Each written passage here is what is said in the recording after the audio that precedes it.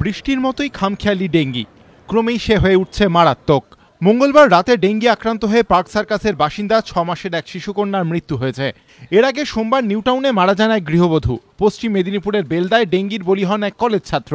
এই পরিস্থিতিতে কেন্দ্রের রিপোর্টে ডেঙ্গি নিয়ে উঠে এলো উদ্বেগজনক তথ্য। স্বাস্থ্য মন্ত্রকের ওয়েবসাইটে উল্লেখ, পশ্চিমবঙ্গে এবছর ডেঙ্গিতে মৃত্যু সবচেয়ে বেশি 22 জনের। 31 আগস্ট পর্যন্ত আক্রান্তের সংখ্যা 5129। ইডিস মশা নার্ভাস ফিডার, ওদের সেন্স বডি মুভমেন্ট, আপনি তাকালেন, যখন তাকাচ্ছেন বডির মুভমেন্ট হলো, উঠে চলে যাবে। এক পেট রক্তটা নেয় ওরা একাধিক লোকের কাছ থেকে, যার ফলে দেখবেন একটা পরিবারে একজনের বেশি লোকের ডেঙ্গু হয়ে যায় একই সময়। আবার ম্যালেরিয়ার মশা মানে স্মার্ট ফিডার, সে রক্ত খেয়েই যেতে থাকবে এবং অ্যানাল অ্যাপারচার দিয়ে ব্লাড বেরিয়েই যেতে থাকবে, তার হুঁশ থাকে না, মেরে দেওয়া যায়। একটা ফ্যামিলিতে একজনের ম্যালেরিয়া হয়। এদিন রাজভবন পরিদর্শনে যায় পুরসভার প্রতিনিধি দল।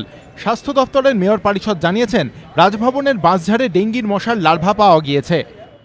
এখানে ইডিস পাওয়া গেছে, বাঁশ কিছু জায়গায় রাখা আছে, বাঁশ ঝাড় আছে, সেই বাঁশের গাঁটে গাঁটে কিছু মশার লার্ভা আমরা পেয়েছি। পাশাপাশি রাজভবনে মিলেছে টক্সোরিঙ্কাইটিস প্রজাতির মশার লার্ভা, যাদের বন্ধু মশা বলা হয়। এই মশার পিউপা তুলনামূলকভাবে বড় হয়, যারা ডেঙ্গির মশা এডিস ইজিপ্টাইয়ের লার্ভা খেয়ে নেয়। অর্ণব মুখোপাধ্যায় ও অরিত্রিক ভট্টাচার্য, এবিপি আনন্দ।